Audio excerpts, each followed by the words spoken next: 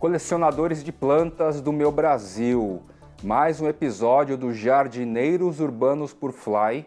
Como vocês podem ver, está frio, né? Está friozinho ainda, 16 graus hoje, super úmido. Basta ver aqui o cenário, a gente está aqui no rack da sala. E antes de iniciar o episódio, a gente está aí com um pedacinho faltante no epicentro da floresta. Mais uma galerinha aí lançou temas na caixinha. Então,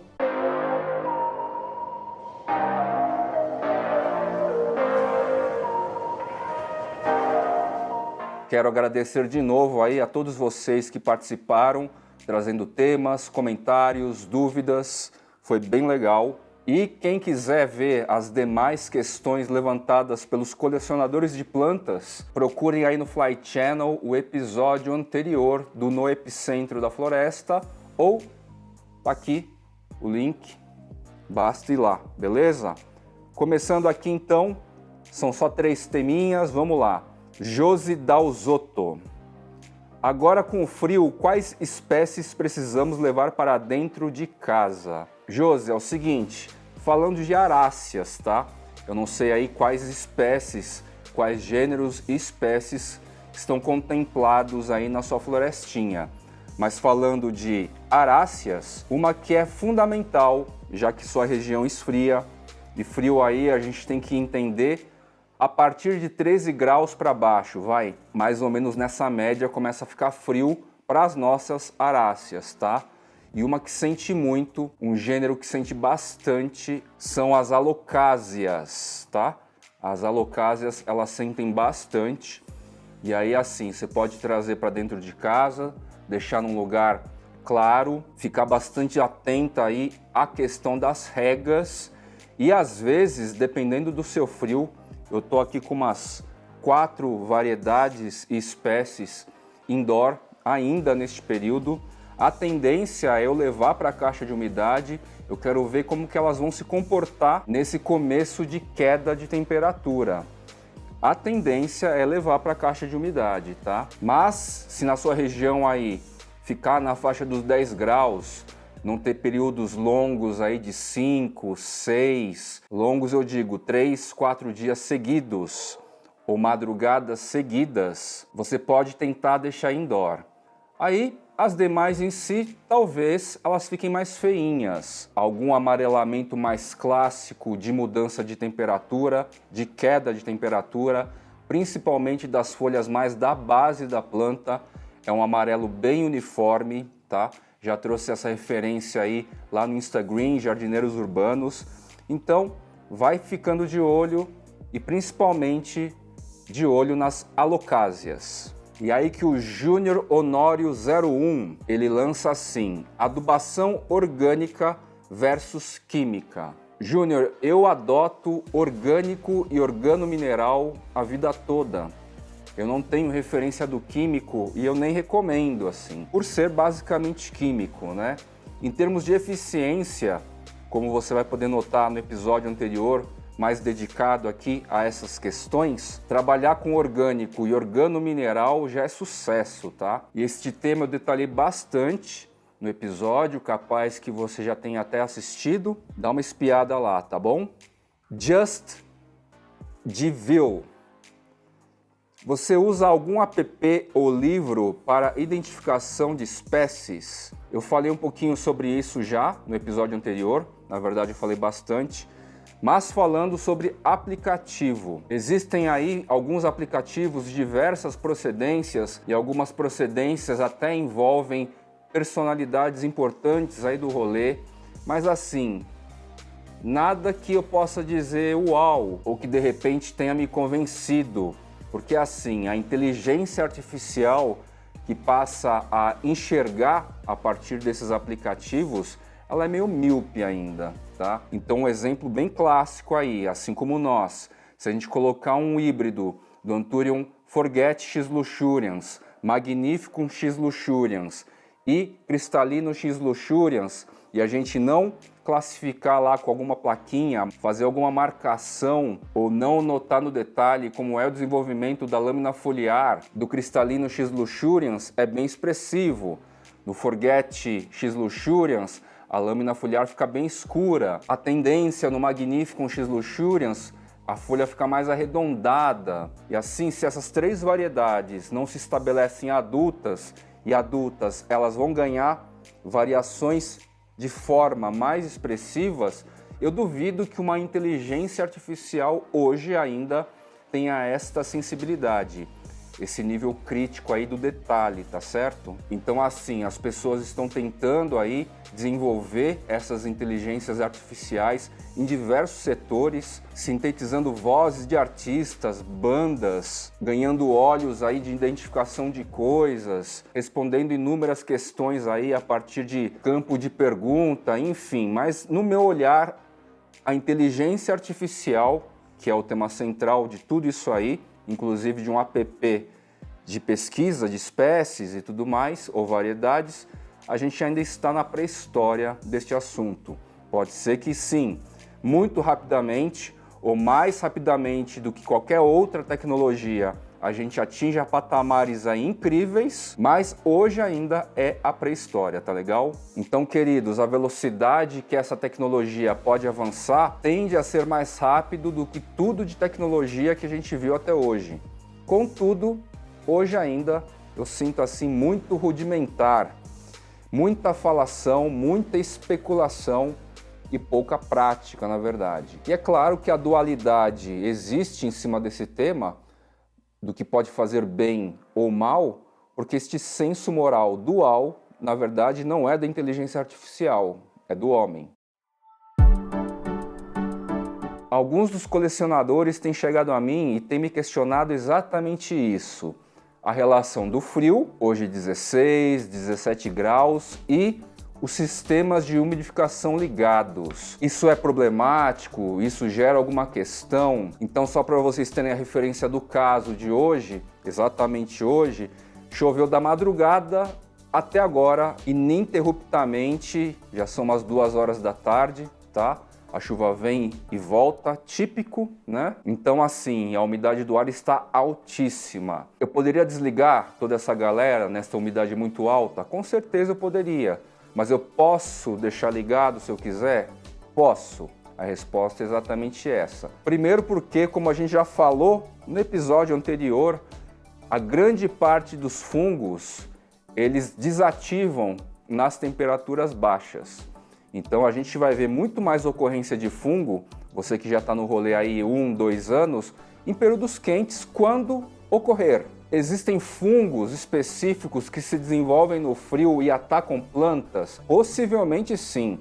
Eu não sei exatamente especificar quais seriam estes fungos ou este fungo, mas assim, a partir de experiências de longa data com terrários aquários, caixas de umidade, que são ambientes ultra propícios para a geração de fungos, o que eu tive lá de fungo basicamente foram cogumelos, alguns fungos que parecem fiapinhos, assim, fiozinhos de algodão, algodão doce, que são benignos, na verdade, não fazem mal para a planta. E eu estou falando aí basicamente de terrário aquário, que estão aí no rolê, no meu rolê, há 3 anos ou quase 4 anos. Então, assim, questão estatística, nível de incidência é muito baixa. Eu tenho um volume muito grande de plantas, lembrando que a diversidade de gêneros, espécies, variedades híbridas ajuda a driblar grandão qualquer tipo de manifestação mais intensa, proliferadora, aquela coisa assim assustadora, que é muito comum de acontecer, ou as pessoas, os agricultores ficam muito alerta porque ele cultiva lá no mesmo quadrado a mesma espécie, quando não clones do mesmo indivíduo. Então aí o que acontece? A propagação daquelas espécies específicas que curtem feijão, trigo, milho, elas encontram lá um cenário ultra blaster propício para o seu desenvolvimento. E se não tiver um controle, um radar ligado nisso, pode ser uma tristeza. É bastante diferente do nosso caso, né? A gente tem aí muitas variedades, muitos gêneros, muitas espécies. Vocês vão poder me dizer se de repente uma colocásia fica infestada de ácaros e você tem lá ao redor outras plantinhas, às vezes por meses ou durante todo o ciclo do ácaro na planta, no indivíduo, só fica nela, na colocásia, não invade nenhuma das demais plantas, tá certo? A lógica é muito semelhante ao fungo também. Fly, você já perdeu alguma espécie, alguma variedade por fungo? Já perdi. E olha só, num contexto muito parecido, quando as chuvas começam a retornar, eu notei aí um tipo de fungo que atacou uns 3 anthuriums ao mesmo tempo, que inclusive estavam próximos. É um fungo que atacou os pecíolos, iniciou bem na parte do genículo, o cotovelo que fica entre o pecíolo e a folha. Os pecíolos amarelaram antes, caíram todas as folhas, sobrou-se o caule e as raízes. E as raízes estavam relativamente bonitas. 2 desses indivíduos nunca mais voltaram. E um deles, milagrosamente, porque aí a gente tem a relação da resistência do indivíduo com o ciclo de vida do fungo, um deles voltou. Os indivíduos atacados foram o Anthurium lineolatum, o Anthurium recavum e o Anthurium luxurians. Então, ó, a parte apical aqui bloqueou total, demorou meses para essa gema foliar sair. Na verdade, eu tinha tido como perdida essa planta também. Só que aquilo, eu não jogo fora, eu espero lá até de repente eu mexer no substrato e não existir mais nada, tá certo? Decomposição total. E olha só, para minha surpresa, dentro de uma caixa de umidade, esse cara resistiu. E é por isso que eu falo bastante para vocês sobre a parte de adubação, fertilização. A nutrição que a gente oferece a mais para as plantas, fora do que ela vai encontrar aqui processualmente no substrato que vai se decompondo lentamente, essa nutrição está diretamente relacionada à garantia de resistência do indivíduo. Uma planta bem nutrida, com maior resistência, menos suscetível às doenças em geral, tá certo? Então assim, de recordação nesses 4 anos por fungo, um fungo bem esquisito, fui analisando lá todo o contexto, fui pensando na capacidade regenerativa da planta, enfim, deixei o jogo rolar para ter a experiência, para ter a vivência, tá certo? E é isso, de 3 indivíduos, 33% aí de recuperação e de um Anthurium querido, né?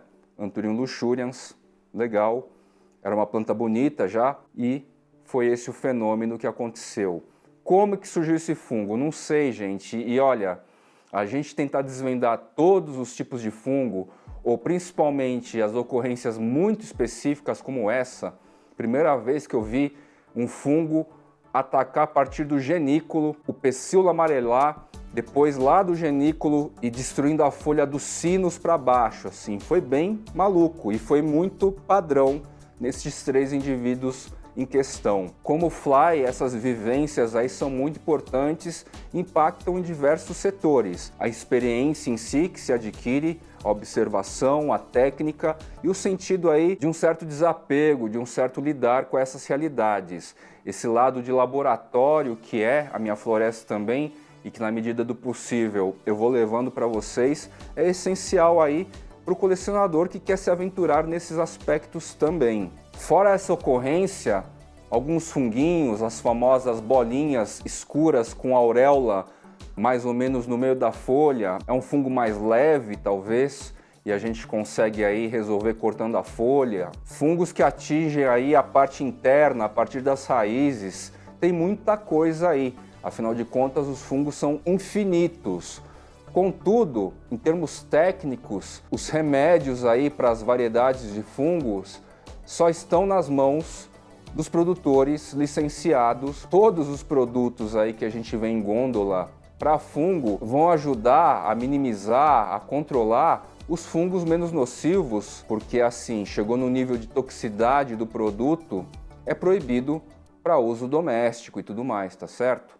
Então assim, é uma certa ilusão a gente achar que alguns fungos a gente vai realmente combater com os nossos produtinhos que tem na gôndola do supermercado, das cobases, dos gardens, das casas de agricultura e tudo mais, tá? Aliás, na Casa de Agricultura tem, mas o uso é contido, o uso é restrito. E assim, então, na minha experiência, caso a gente tenha aí um foco mais agressivo, bem específico e agressivo, foram 3 plantas apenas, em relação a tudo que eu tenho aqui, e uma sobreviveu, a gente dá condições melhores possíveis para que a planta mesmo tente combater e se regenere. Neste episódio eu estou contando e mostrando algumas ocorrências. Eu não posso afirmar que é tudo fungo, eu acredito que seja, mas com certeza é alguma manifestação diferente de alguns padrões aí que a gente vê, tá certo? Então olha só, aqui a gente tem o Philodendron serpens, tá? Essas ocorrências aqui, ó, de bordinhas amareladas, principalmente nas folhas mais antigas, a mais nova, as 2 mais novas, elas estão intactas em termos de ressecamento, tá? Isso aqui então é ressecamento por questão de umidade. Ele está lá próximo de um umidificador, mas com a dissipação ele sente um pouco. E as folhas mais antigas é que sentem mais. Normal até aí. Só que o que a gente tem aqui, e vocês já devem ter visto, embaixo das folhas, depois de um tempo lá, recebendo duchas e duchas de vapor, no período de calor, ele foi ganhando essas formações escuras aqui, tá? E essas formações escuras, inclusive na folha mais nova, foram se estabelecendo e eu fui deixando. Sai inclusive com a mão, tá? Eu fui deixando para justamente tentar sacar. Parece ser fungo e vamos ver se é nocivo, né? E olha, ele está há meses, meses convivendo com esse tipo de manifestação biológica, com certeza, que não é do próprio indivíduo, é alguma coisa de ambiente aí. Não sei se é fungo, se é bactéria. Então a folha nasce impecável e depois de um tempo começa a adquirir essas marcas pretinhas assim, né? E assim, ele está ao lado de outras dezenas de plantas. Só ele tem esse tipo de manifestação. Então a gente não pode confundir aqui. Uma coisa é baixa umidade. Outra coisa é que depois, tempos depois, num período específico de verão e umidade altíssima, ele foi adquirindo essas manifestações aqui. E eu fui deixando, sem paranoiar, para ver se era algo muito nocivo. E não é, né? Gema apical nova vindo, tudo certo. A planta tem crescido normalmente, assim, nesse contexto. Se tiver algum especialista aí que já sabe o que é isso, se é fungo, o que é, diga aí. Se é nocivo, qual o grau de periculosidade, tá certo? E o curioso, mais uma vez, que é importante, todos os demais indivíduos ao seu redor não têm esse tipo de manifestação. Então, assim, eu não estou assumindo que essas ocorrências são propriamente, com toda certeza, fungos, mas são alguns casos aí onde eu mostro que existe um convívio, não existe uma fatalidade no meio do rolê quando a gente está com essas manifestações. Próxima manifestação aqui no rack. É bom dizer que isso ocorreu muito antes desse contexto frio e úmido, muito antes de contextos quentes e úmidos, ou seja, eu estou passando por diversos contextos climáticos para ver se essa manifestação, melhor dizendo, porque eu não tenho experiência para dizer se é fungo, se é bactéria, se é vírus, sei lá, para ver então se esse fungo, o próximo caso aqui, avança ou não avança. Ele tem aí um desenvolvimento paulatino, vou mostrar. No caso aqui, ó, é esse Anthurium moronense, tá? Ele tem esse tipo de manifestação. Você que é especialista e já sabe o que é, por favor, pode dizer. O que eu noto aqui? Bom, são meses com esse tipo de ocorrência. As folhas anteriores, 3 folhas anteriores, adquiriram essa manifestação com o tempo. Eu resolvi cortar mais por estética, porque essa manifestação não mata, não destrói a folha. O indivíduo desenvolve folha atrás de folha, ou seja, com essa folha mais 3 anteriores, essa que também nasceu.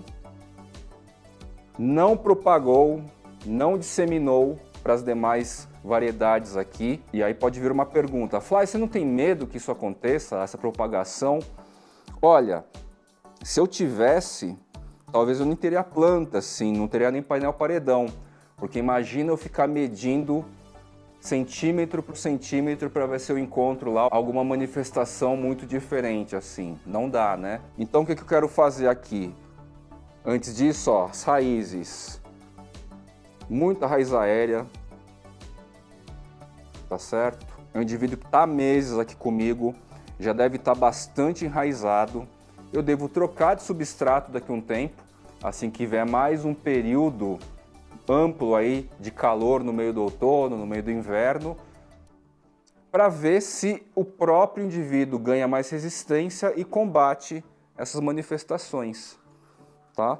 Depois de muitos meses, 6, 7, 8 meses com essa planta, não é fatal, não me parece ser fatal, não espalha para as demais variedades aqui, não destrói as lâminas foliares propriamente e começa a surgir um tempo depois que a lâmina foliar mais nova se formou totalmente. Essa aqui não está totalmente formada ainda, falta mais um pouquinho, tá? Esse indivíduo aqui é muito prolífico, libera muitas lâminas foliares assim, já tiveram muitas aqui, tá? E é basicamente mais esta ocorrência para a gente começar a tratar desses temas, dessas feiuras, desses sustos, de um jeito um pouquinho menos aflitivo e neurotizado, tá certo? Outro cara que eu convivo há bastante tempo aqui também. Óbvio, se alguém tiver uma solução caseira, ou melhor, doméstica, e queira sugerir aí, eu agradeço. Eu estava tentando lembrar aqui se tinha mais alguma ocorrência marcante assim, em termos de forma da manifestação, mas não me vem a memória mais aqui. E aí então, retomando o assunto sobre frio e umidade, é exatamente este contexto. Já tive calor e umidade, agora é frio e umidade. E eu vou deixar rolar, vou deixar a coisa acontecer, sentir. Parte das espécies aqui do hack, eles são muito chatos, mesmo que no ar, assim, genericamente esteja alta a umidade, se não tiver uma aguinha mais constante em cima, tipo Philodendron furcatum. Esse é outro cara interessante. De todos os indivíduos aqui, variedades, esse cara aqui pegou ácaro no meio aí do rolê, com toda essa umidade, adquiriu ácaro, comeu 3 folhas lá, detonou 3 folhas. Isso aqui é baixa umidade, ou seja, num rolê super super úmido e tudo mais, ele sente, mas não deixa de liberar novas lâminas foliares, tá certo? Raízes, ó, vazando pelo vaso, ou seja, o cara aqui está em condições, só que ele tem essas características, ó, a estopa. Ele tem essas características de precisar de muita umidade, chatinho. A palavra certa é essa, chatinho também. Não tão chato aí como alguns anthuriums que a gente já falou, ultra superbulados, mais chato, tá? E as demais folhas foram infestadas de ácaro. O ácaro em si, mais uma vez, não se manifestou nas plantas ao seu redor. Algumas das variedades que estavam aqui no rack da sala, elas já existiam antes de eu colocar os sistemas de umidificação. Quem me acompanha aí há bastante tempo sabe que os umidificadores eu trouxe bem recentemente, aí é coisa de 6 meses, tá certo? E algumas já sofriam neste contexto. Não especificamente o Anthurium bernali, que é um cara que se eu desligar, ele vai reclamar, já reclama do jeito que é, ó, tá todo molhado, né? Já reclama. Imagina se eu desligar então, em caixa de umidade não reclama. E o Anthurium sp kibbutz crescia sofrido, as folhas ficavam secas pelas bordas e tal. E no momento que eu coloquei o sistema de umidificação, não deixou de amarelar um pouquinho, mas é outra história, outro rolê. Traz agora inflorescência também, ou seja, o contexto está extremamente propício aí, naquela situação de você entregar todos os nutrientes possíveis, para que na hora que ela note o clima, ela possa usar esses nutrientes ao extremo a favor do seu desenvolvimento. Então assim, desligar vai ser bom? Talvez um dia, hoje, por exemplo, que a umidade está notoriamente alta, mas é melhor eu deixar constantemente ativo. E este é outro fator. As marcas de umidificadores que eu tenho utilizado aqui estão aguentando muito bem. Eu recarrego todos esses caras uma vez por dia apenas. Algumas horas durante a madrugada até amanhã fica desligado, contudo é o período que a gente sabe que a umidade no ar tende sempre a ser maior durante o período inteiro do dia, tá certo? E este foi mais um episódio do Jardineiros Urbanos pro Fly. Falamos de manifestações diferentes ou estranhas, potenciais fungos. Falamos da relação de umidade e frio, muito conveniente, muito propício nesta época do ano para boa parte aí dos brasileiros colecionadores. E falamos aí de algumas reflexões que eu tenho ao cultivar aí as variedades que eu tenho aqui, cultivo indoor, umidificadores ligados diretamente, e assim levo algumas referências e temas para vocês, meus queridos plantoides colecionadores, tá legal? Vou ficando por aqui e até o próximo episódio. Valeu!